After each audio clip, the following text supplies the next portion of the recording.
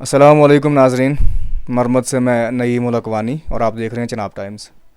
नाज़रीन, आज हम बात करने के लिए यहाँ पे आए हैं तहसील मरमत के गोहा विलेज में, और हमारे साथ बात करने के लिए मौजूद हैं यहाँ पे इंडियन नेशनल कांग्रेस के block general secretary Baljeet Singh ji. इनसे हम बात करते हैं क्योंकि अक्सर बार तहसील मरमत को इग्नोर ही किया गया है। लोगों के अनुसार हमें फ़ोन कॉल्स भी रिसीव होती हैं, और जब भी हम यहाँ पे आए तो तहसील मरमत के लोगों की फ़रियादें हमने सुनी और उनको हाईलाइट किया, ज़िला इंतज़ामिया व सरकार के पास भी हमने पहुँचाई। तो उन इश्यूज़ के बारे में अगर हम बात करेंगे तो अभी तक कोई भी उसके ऊपर रुझान नहीं दिया गया। इसी विषय पे हम बात करते हैं। बलजीत जी, सबसे पहले आपका हम स्वागत करते हैं चनाब टाइम्स में। बहुत बहुत शुक्रिया आपका।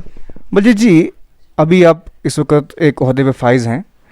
सबसे पहले आप ये बताइए कि इस ओहदे पे फाइज़ होने के बाद आपको कैसा फ़ील हो रहा है? जी देखिए, बहुत अच्छा फील होता है जब बिना किसी पक्षपात के और बिना किसी भेदभाव के आपको एक ऐसी जगह दी जाती है। और मैं यही नहीं कहना चाहता हूँ, मुझे खुशी होती है कि जिस पार्टी ने पूरे भारत को आज़ाद करवाया और शुरू से लेकर के जिसने भारत का भविष्य तैयार किया, जिसने भारत के लोगों को उजागर किया, एक अच्छे रास्ते पे लाया, एक सेकुलर पार्टी का मैं आज हिस्सा हूं, तो मुझे इस चीज़ की खुशी होनी चाहिए। बलजीत जी, तहसील मरमत के लोगों की शिकायत आपके पास भी आई होंगी, हमारे पास भी आती रहती हैं। तो इस विषय पे आप थोड़ा सा ब्रीफ कीजिए कि यहाँ पर काफ़ी सारे मसाइल पे हमने पहले भी बात की है चनाब टाइम के ज़रिए से। यहाँ पे हम रोड कनेक्टिविटी की अगर बात करें, बिजली की बात करें, कि एक बादल गरजने से भी दो दो दिन जो है तहसील मरमत के लोगों को बिजली के बिना मुश्किलात का सामना करना पड़ता है। रोड कनेक्टिविटी का ताल्लुक है, आपको याद होगा गालिबन नवंबर 2019 में एक सड़क हादसा पेश आया था जिसमें गालिबन 16 की 17 अफरादों ने अपनी कीमती जानें गंवाई थी। तो उसका जिम्मेदार आप किसको ठहराएंगे? रोड कनेक्टिविटी के बारे में थोड़ी सी आप बात कीजिए पहले। जी जाहिर सी बात है, हमारी मौजूदा सरकार जो रही वही जिम्मेवार है इस चीज़ की।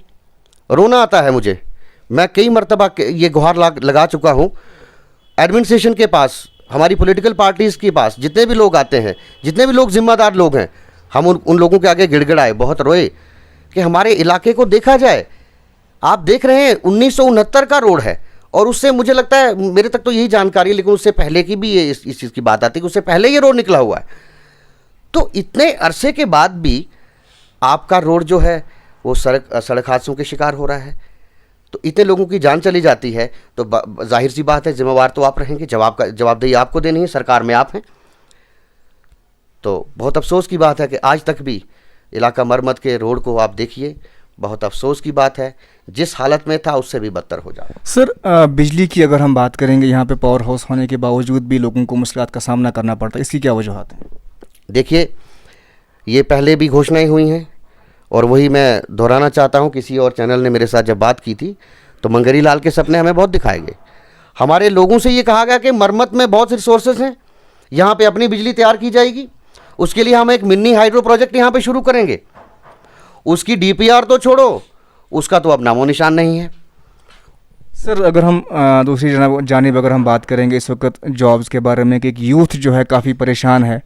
कुछ वादे भी किए गए कि 1 लाख नौकरियां दी जाएंगी या 50,000 नौकरियां दी जाएंगी। अभी तक तो वो ऐसा, जहां तक मुझे याद है या लगता है, कि अभी तक ऐसी कोई भी आउटपुट सरकार की जानिब से नहीं हुआ। इस विषय पे आप क्या कहना चाहेंगे, और आपका क्या रुझान रहेगा जब आप सरकार में आते हैं, तो आपका क्या रुझान रहता है?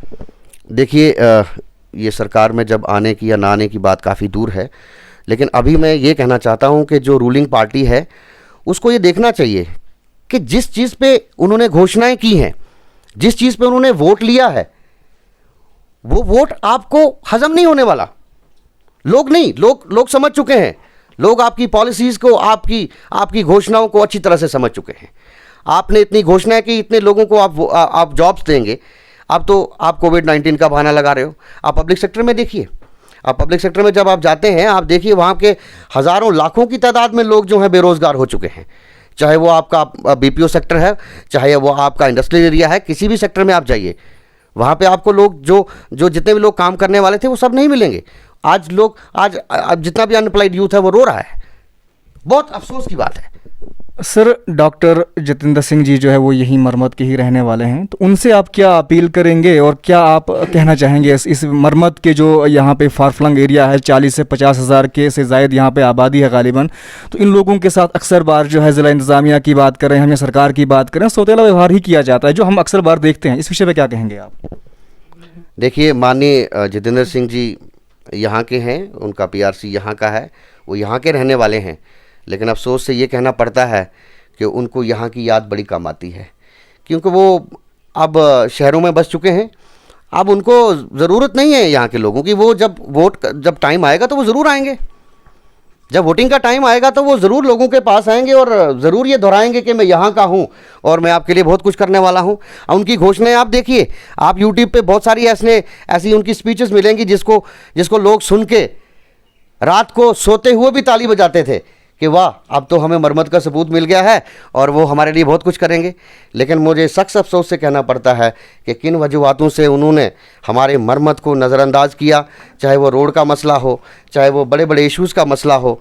मुझे बहुत सख्त अफसोस से कहना पड़ता है कि आज वो टनल की आप अगर बात नहीं करें तो मैं खुद ही आपसे ये शेयर करना चाहता हूँ कि लोगों को ये सपना दिखाया गया कि आपको इसी रोड से, और जब हम लोगों ने ये भी सुनने में आया, ये हमने सुना भी कि हो सकता है रोड, ये जो टनल है आपका कहीं दूसरी तरफ से निकाला जा रहा है, और हमें अफसोस हुआ। लेकिन बाद में हमने कुछ ऐसी प्रेस रिलीजेस देखी और न्यूज़पेपर्स में हमने ये पढ़ा कि नहीं, ये आप अफवाहों पे मत जाइए, ये जहाँ पे टनल निकलना है वहीं पे निकलेगा, और हमने उसको सच मान लिया।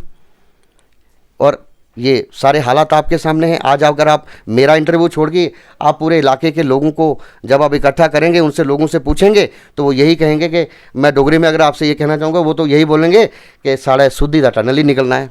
लेकिन वो टनल तो मेरे हिसाब कन्नै निकलिया नहीं। बड़े अफसोस की गल है।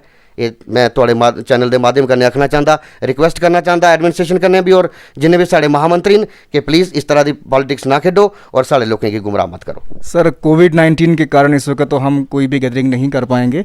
एक आखिरी सवाल मेरा आपसे है कि तहसील मरमत की आवाम जो है हमें बहुत बार फ़ोन करके ये बात बताती है कि यहाँ पे एक जेके बैंक की ब्रांच दी गई है। बिहुता, मंगोता, बाड़ी, रोड, इन लोगों को पैदल यहाँ पे आना पड़ता है और रश होता है काफ़ी, तो लोगों को कभी कभी खाली भी वापस जाना पड़ता है, पैसा विड्रॉ नहीं करते हैं। तो यहाँ पे क्या लगता है आपको कि एटीएम के लिए कोई आप अपील करना चाहेंगे? एटीएम एक यहाँ पे होना चाहिए या नहीं? क्या कहें इस बारे में, क्या कहना चाहेंगे आप? देखिए नईम साहब, ये रिक्वेस्ट बहुत बार गई है और ये हमारी पार्टी की तरफ की बात नहीं करूँगा मैं, हमारे जितने भी बाकी लोग हैं सब लोगों ने ये बहुत रिक्वेस्ट की है। और ये एक रिक्वेस्ट नहीं गई है, बहुत सारी एप्लीकेशंस गई हैं। चाहे वो हमारा इनका जो हेडक्वार्टर है, जो कॉर्पोरेट बैंक, जितने भी कॉर्पोरेट इनका ऑफिस है J&K बैंक का हो, वहाँ तक भी रिक्वेस्ट गई है। लेकिन पता नहीं किन वजूहातों से इग्नोर किया जा रहा है।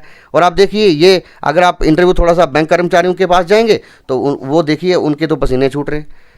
अब यहाँ पे ज़्यादा तो है नहीं, लोग आएंगे, किसी का नरेगा का पैसा है, किसी की एंट्री है, किसी का कुछ है, तो वो सारा तो हो नहीं पाएगा। और कई लोगों के तो दिन में काम भी नहीं होते, तो दूर दराज इलाका है, तो अगर कम से कम एक एटीएम आप दे देते तो मुझे लगता है आपका कुछ नहीं जाता।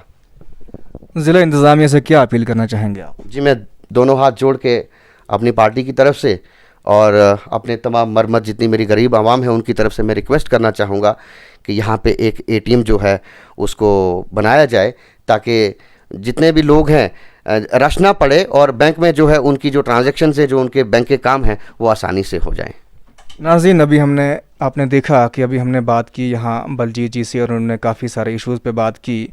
वो वक्त ना होने की वजह से इनसे फुल डिटेल में हम बात तो नहीं कर पाएंगे, लेकिन जो भी उन्होंने बातें की वो काफ़ी सराहना वाली बातें हैं। तो नाज़रीन, आप मज़ीद अपडेट्स के लिए चिनाब टाइम्स को सब्सक्राइब करते रहिए।